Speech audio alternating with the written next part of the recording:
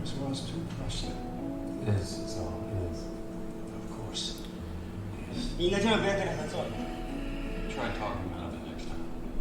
Look, bank hurt Ruben. I know how that makes me feel. I know what that makes me want to do. I'll tell you what I'm gonna do. I'm gonna get close to bank and I don't care if it gets messy. I'll drive you. We'll get him leaving his bar. Good, then I'll object. Yeah, and I'll find a spot to get rid of the body. All valid ideas. Great initiative. But But even though Bank stepped over the line, we have to do what's best for Ruben. which means we offer bank to Billy Martin. Wait a minute, and then what? He goes for it and that's it? He just gets off? That's the rule. No, that's the rules for someone who understands the rules, which Bank don't, because he already broke them. So he don't get the chance. For Ruben. I think we give him a chance.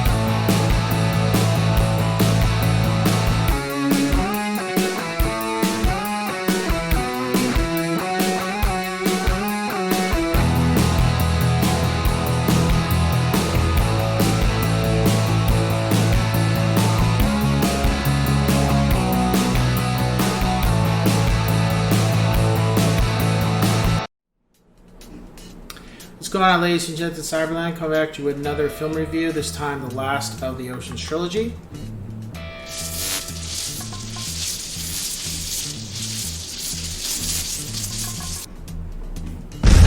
Ocean's 13. So with Ocean's 13, I don't think this one was planned. I think they just felt like, can we do another one? And I think the whole cast really enjoyed the other two, so they just said, let's just do it.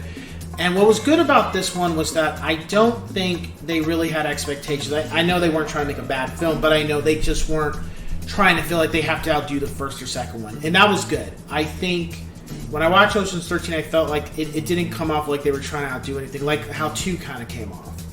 This film is just pretty much a revenge film. It's not about a heist. It's about crippling somebody who hurt one of the members. And I loved it. I loved it just as much as 1 and 2. I felt 3 I liked better than 2. Reason being because the cast had more, each of them had more time. Unfortunately, Julia Roberts and Catherine Zeta-Jones was not in this film.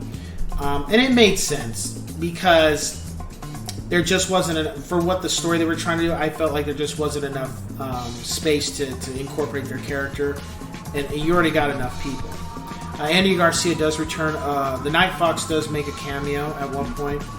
But this film's pretty much about vengeance towards Al Pacino's character, Banks, I think his buddy. Anyway, his character. And he pretty much had made a deal with Ruben and ripped him off. Took his money and cheated him out of the profits of the casino. Which, that is a no-no. You don't do that. And the other members they give him an opportunity to compensate him for what he did. He doesn't think he has to. And the other members are like, okay, we're going to put a plan into action, and we're going to get you back. And what their intention is to make sure that he loses the casino that him and Ruben had that they were building together. He makes sure that he loses it. In order for him to lose it, the casino has to lose a lot of money on the first night, and that's the goal. Of course, at one point when they're trying to make that happen, they run out of the equipment they need to do that, and that's where we have Andy Garcia come in and kind of making it the enemy of my enemy is my friend kind of thing. They end up having to do that. And it was cool. Andy Garcia wasn't a villain. He was kind of anti-hero. And he was cool. You know, for what he needed to do and what his job was, it was nice to see him in there. And, you know, but he still had some moments where he was still kind of like snake in the grass. As far as the story, didn't have a problem with it. My rating, I would give it 4.5 out of 5. Yes, sirs. Music was the same, the normal spin. The cast and crew all had a good amount of time. And now, this is also where we get the appearance of Matt Damon's father, who it is. And then if you recognize the guy, it's pretty cool, you know. And I forgot to mention his mother appeared, or as his mother appeared in the second one. You see the dad in this one. The other thing is, with this film, I felt that not necessarily the crew was retired, but it kind of came off like they are, outside of maybe a handful of them, they're pretty much not doing heist anymore. They're financially where they need to be because of what happened with the second one.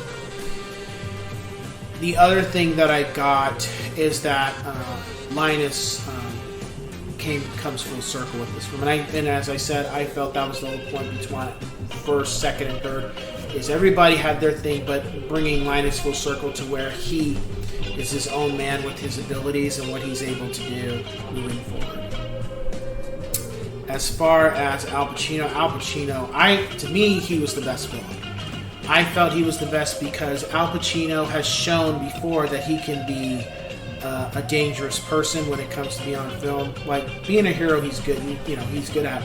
But he's very, very cunning and dangerous when he wants to play a villain. He can do a very good job. And I ain't talking about Scarface. I'm talking about Devil's Advocate. If you've never seen it, you should check that out. I'll get a review around to that at one point. He was wonderful. Just his overall persona was just like, he don't give a shit about nobody.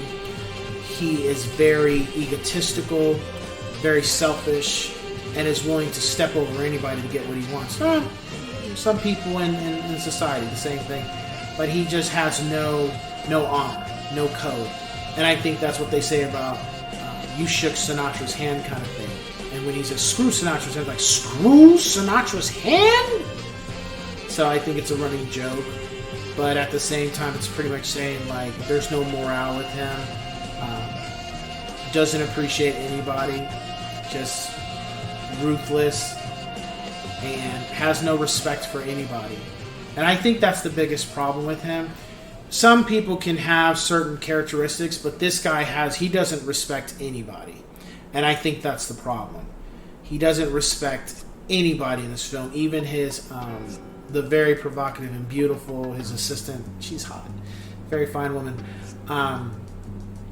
Doesn't respect her no matter what she tries to do. He just doesn't value her. He doesn't value anybody or anything.